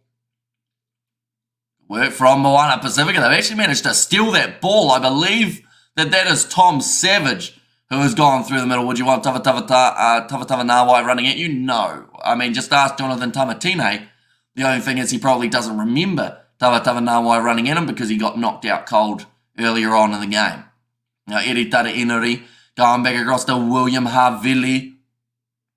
And a great clearing kick again from that man. Moana Pasifika, they are still in this game. Like, as much as the Highlanders have been throwing at them, they are still managing to just stay within that 7-point margin. Looks like another change is being made here for the Highlanders as well as Moana Pasifika. I do see Sakopi Kepu now making his way onto the park. Oh, there was no high five there between Sakopi and Daniel Leonard-Brown. I thought that there might have been a little one. What's your name? My name is Hamish. Superb defence by the lock. Tom Savage and Alan Craig, says DJ Shaky. There's a reason that they've started them for 5 games in a row here for Moana Pasifika, and that's just because of the impact that they can bring to, a line out to that experience as well that they have. Now another line out chance. Nicely taken by Highlanders. Now they didn't take the 3 that Sean Withy was after. It has yet to cost them. Sama Malolo, though, that was very close to him winning the penalty. Still available there. Around the side of the breakdown, Jermaine Ainsley. I think he was trying to win the penalty advantage. Doesn't get it. Loose ball. Moana Pasifika managed to clean up that ball and they've got it back inside of their own 22. Eric Henry goes to Sakopi Kepu. Looked for the offload. It wasn't the time for it. And the Highlanders now will be able to counter with an attack of their own. No, what's your name? It's Hamish. It's still Hamish, just like it was a minute ago. Fakatava. Dime back across. Nicely taken. At the front. Using the forwards to try and make those few extra meters. It was the big man, Ollie Haig. We haven't mentioned too much throughout this contest. Now Aiden Johnston getting forced backwards. Fakatava across to Billy Harmon. The tackle made by Solomoni Funaki, and the penalty does go the way of the Highlanders. Not rolling away in time, and this time you have to take the 3. Yep, this time they've got the point at the post coming from Cam Miller, not just Sean Withy. No, says Kylie. So Gopi Kepu just trying to find that offload. They said that they had numbers, but it was still a very risky offload to have when you're only on your 22. Ill-advised offload by Kepu. I mean, the commentators are saying that it was on and it would have been a good opportunity, but it's only good if it pays off. And in that case, it did not pay off for them, unfortunately, there.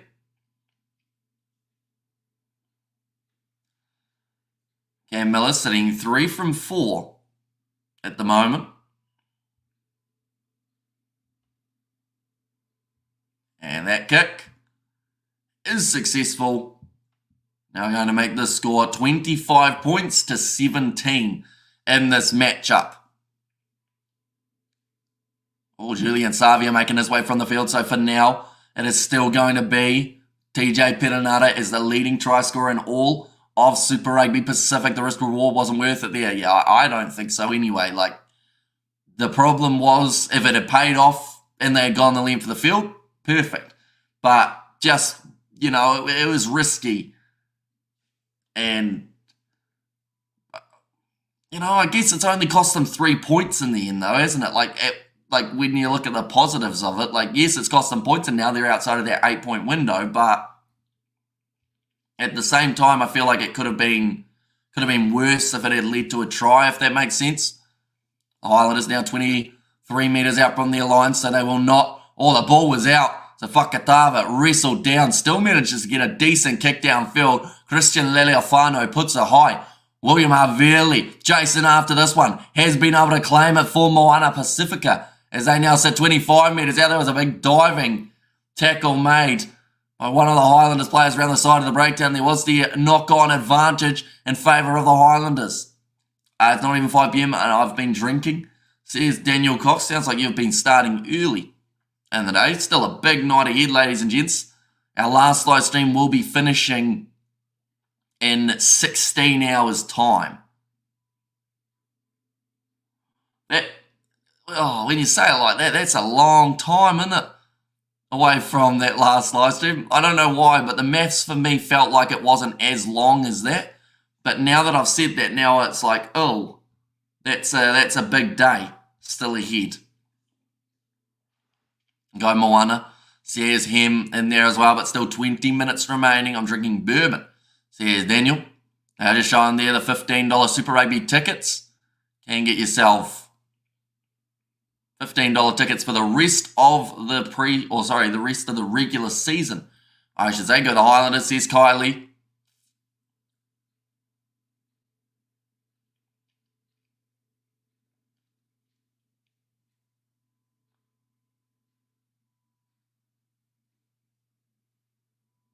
Ends midnight Sunday, 5th of May. So anyone who does want to go to a game for cheap, be sure to get those Super Rugby tickets secured.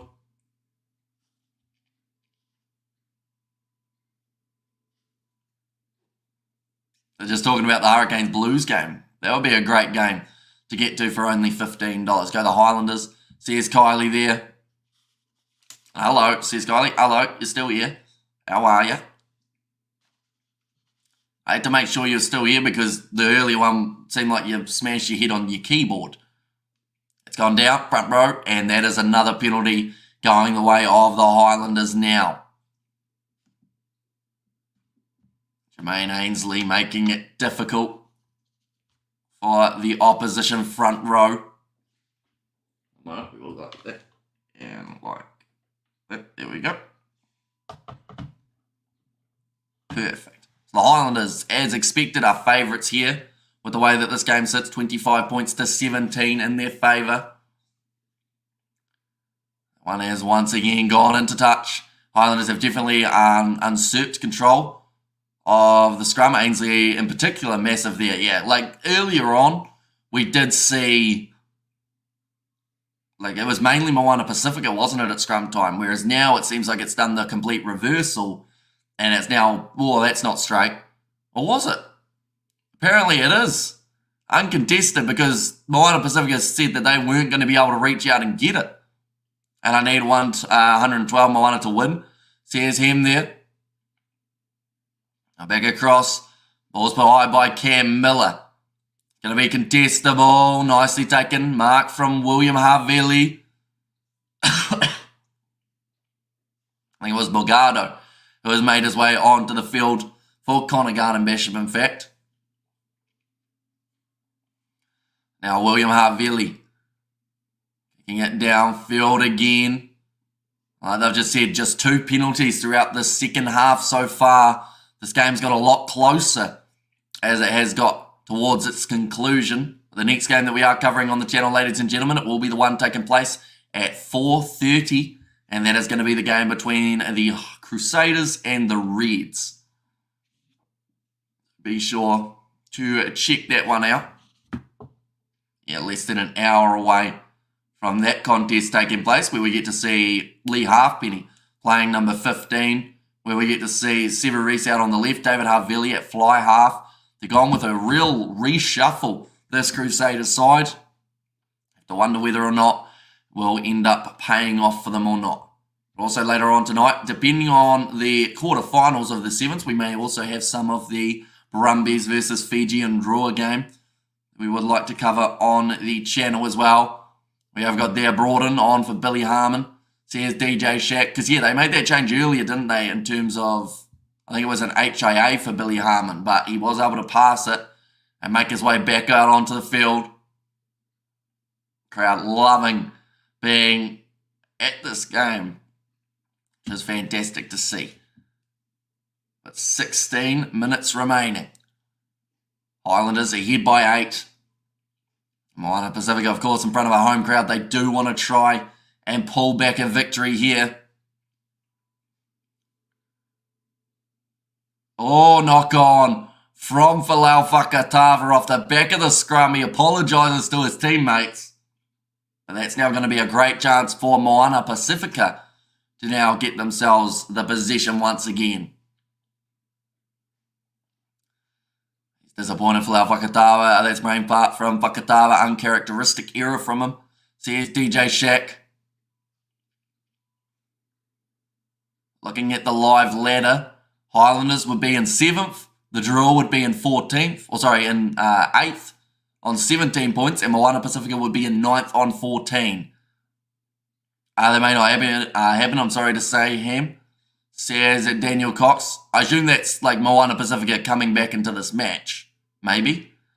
But you just never know, do you? Like, at the end of the day, we've seen games this year that have been more than one-sided, and we've seen other games that shouldn't have been close that were. So, you never know. One try here for Moana Pasifika, or even a penalty in their favour, which they have now got the penalty advantage. Looks like they're going to go off the back. That's a good shot into the ribs there. They want to make the most of that advantage that they've got, but they do go back now for the penalty. But like, you know, one big play from Moana and they're back within 7. So Loto Anisi trying to fire up his team. They need to score twice. So more tape. It's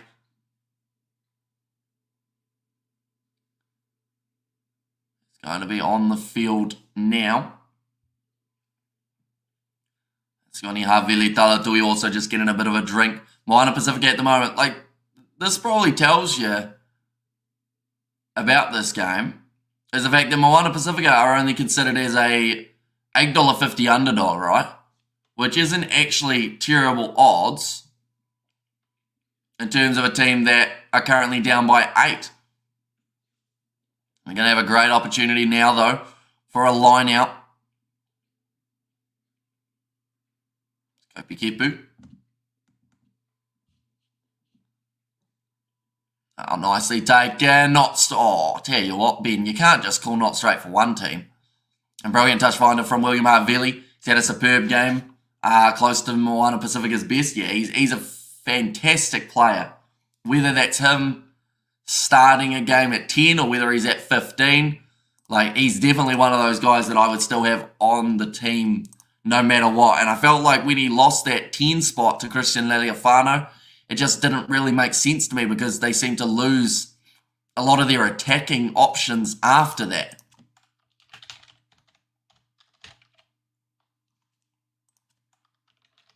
Oh no, we all go like this.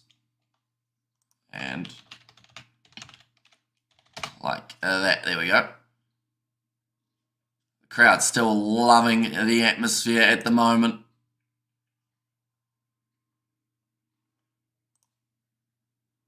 Yeah, that one being not straight does hurt Moana Pasifika.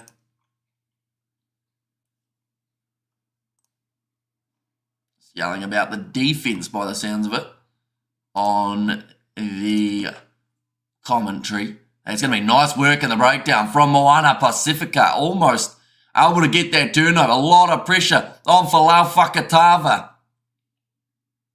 They wanted the counter ruck. Looked like it was close to a knock-on there from the Highlanders. And that's going to be the penalty now. They would get a penalty. Still be 5 behind. Says Daniel Cox, exactly right. That puts them within the try, doesn't it? Like, worst comes to worst, if you get yourself the try and you miss, you go to golden point, and then it's all to play for. But, like, no matter what Moana Pasifika, they need a little bit of luck here, because it seems like everything currently is going against them. And Satiti Latu couldn't help himself there. Couldn't resist the temptation. Says DJ Shack. Now Henry Bell is off the field. And there's going to be Taylor replacing him.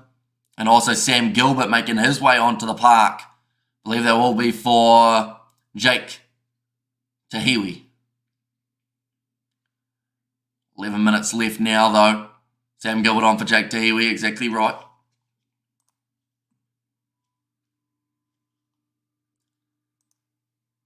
Any penalties going the way of the Highlanders will help them massively, but they have got the ball currently inside of their own half, back into the block. It looked like Cam Miller wasn't actually back ready for that one, but still has been able to adjust and get ready. Knock on there from William Havili. That might be the ballpark.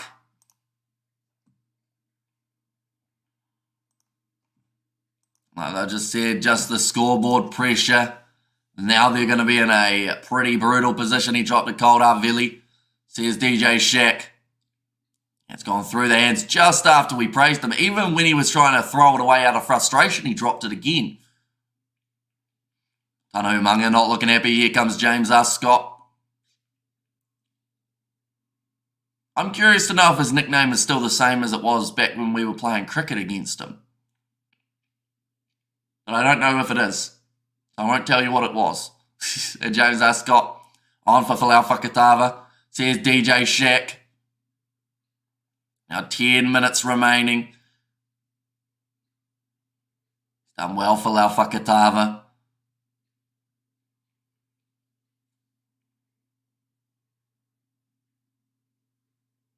Just mention about the fact that a lot of the supporters for the Highlanders at this game were supporting Falau Fakatava, the Highlanders, says Junior. Still no sign of Danny Tawala for Moana. Says DJ Shack, another penalty advantage. going the way of the Highlanders. Ascot goes across to Sam Gilbert, puts the grubber in behind, and Morgado might have knocked that one on.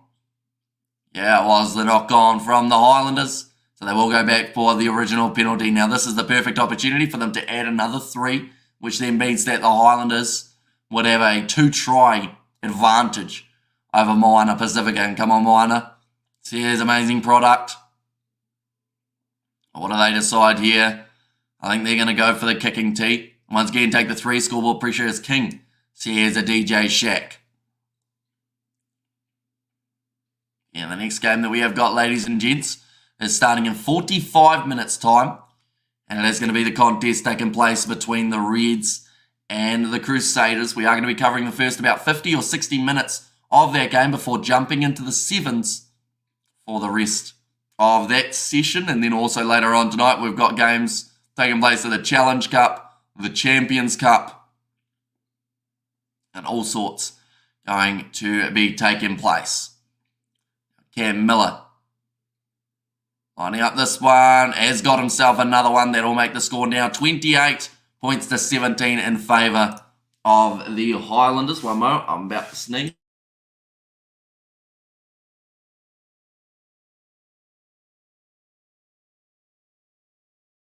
We are good.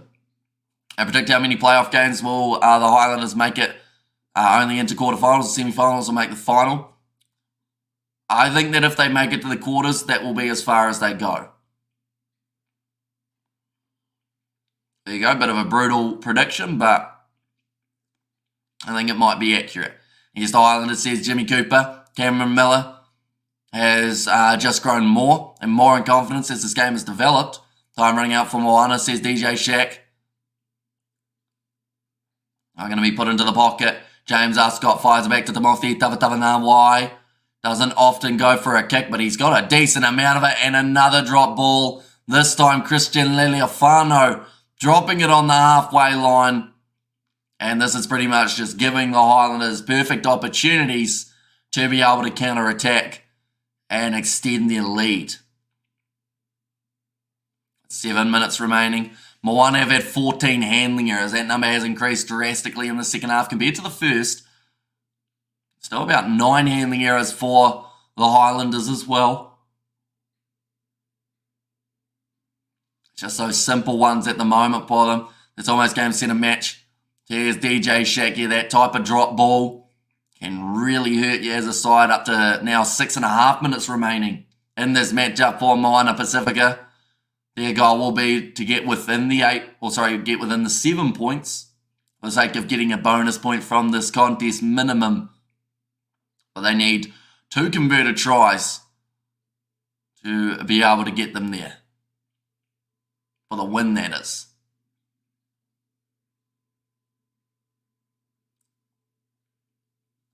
So we've got a little bit of a stoppage here.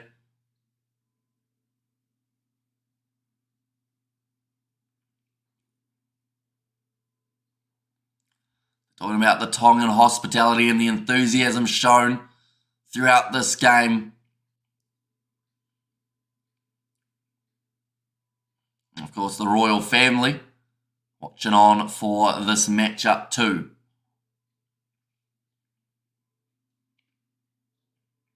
Six minutes left. James Ascot feed this one in for the Highlanders. They said sold 10,000 tickets for this game. Even though it is in the rain, crowd is still well and truly showing up. Oh, missed hook there. Ascot has to reach in and grab that one. Worked out not too badly for him. Sam Gilbert now kicks it in behind. Well taken by William Harveli. Looking for the 50-22. Goes straight to Cam Miller, who really has built well into this contest. Great kick from him. It's going to go into the in-goal area for Christian Leleofano, who now has to try and run it out. And has found the touchline about 45 metres out from his line. It just seems like throughout that first half, Moana were well and truly in this game, and then the second half has occurred, and it's been all the Highlanders. The handling, Moana Pasifika letting themselves down there, and also we've seen quite a bit of The Highlanders on attack.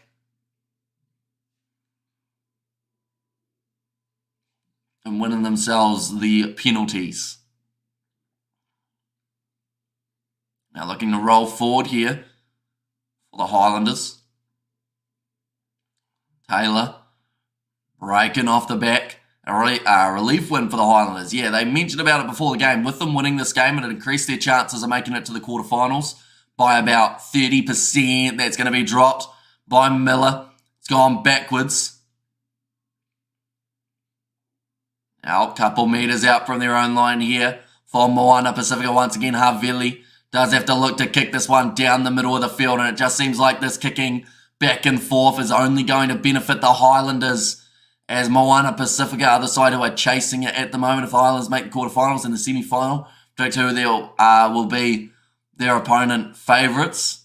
I mean, if they make the quarterfinals, more than likely they'll probably be taking on either the Blues or the Chiefs, I would say, is who they will be facing. That's going to be, once again, a loose ball cleaned up by William Havili. Now a bit of a chance to counter-attack. Naria Famai has slipped. Bulgado breaks through, and the Highlanders score the try. Mistake made. It's wet underfoot, and Naria Famai has just completely slipped over. And Bulgado manages to get himself the try. 3.5 minutes remaining. Third try of his career, but the first for his season, Bulgado. Havili tried the bounce pass. Naria Famai slips over. And unfortunately for him, it wasn't completely his fault. It was a pretty rough pass from William Havili. Martin Bulgado, the Argentinian, put the final nail in the coffin. There's a DJ Shack. Looks like next weekend's Highlanders vs Crusaders game could decide which one is going through.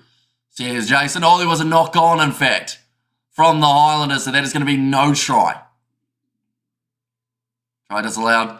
So here's DJ Shack. Now, I think that is Sam Gilbert who knocked it on. Yep, there it is. Off the hand of Sam Gilbert. Did travel forward and go to the Landers. So here's Christopher Dixon. Yep, the clear knock on from Sam Gilbert there. And relief for Moana, says DJ Shack. 3 minutes remaining.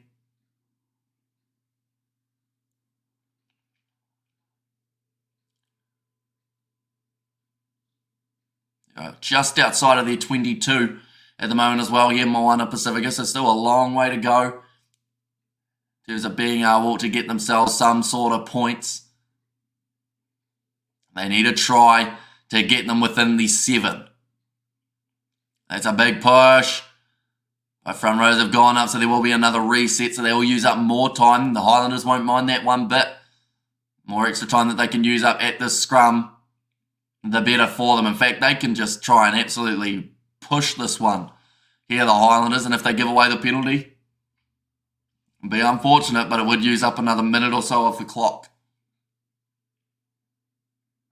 Eritara Inuri, very early replacement for Jonathan Tamatine, did suffer a bit of a head knock at the start of this contest when trying to tackle Timothy Tavatava Nawai, who has looked impressive throughout this game again, including his work in the breakdowns.